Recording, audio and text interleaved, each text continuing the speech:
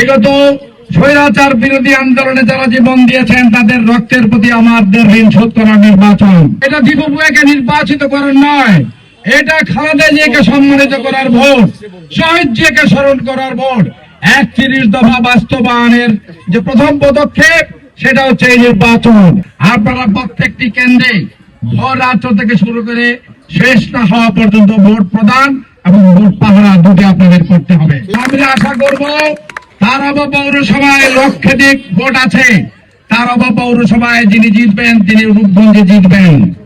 আমি আশা করি তারাবার আমার সংগ্রামী নেতৃবৃন্দ আপনারা প্রত্যেকটি কেন্দ্রে ভোর রাত্র থেকে শুরু করে শেষ না হওয়া পর্যন্ত ভোট প্রদান এবং ভোট পাহারা দুটি আপনাদের করতে হবে। আমি মনে করি এই নির্বাচন শুধুমাত্র দীপু ভূঁইয়ার নির্বাচন নয়, এই নির্বাচন আমাদের গণতন্ত্র পুনরুদ্ধারের নির্বাচন।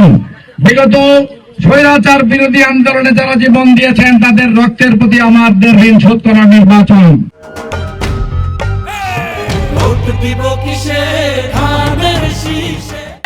গণতন্ত্রকে প্রাতিষ্ঠানিক রূপ দেওয়ার নির্বাচন।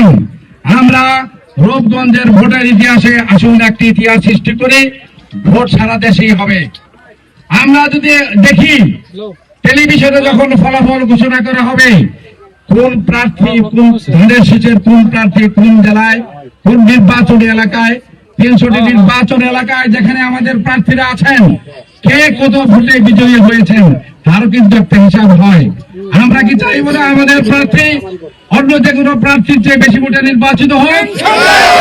তাই যদি চাই আমরা চাবো সবাই মিলে আমরা সকাল থেকে সন্ধ্যা পর্যন্ত যতক্ষণ ভোট প্রদানের সময় থাকবে আমরা সবাই মিলে ধানের শীষে ভোট দিব। এটা দীপু ভূঁইয়াকে নির্বাচিত করার নয়, এটা খালেদা জিয়াকে সম্মানিত করার ভোট, শহীদ জিয়াকে স্মরণ করার ভোট।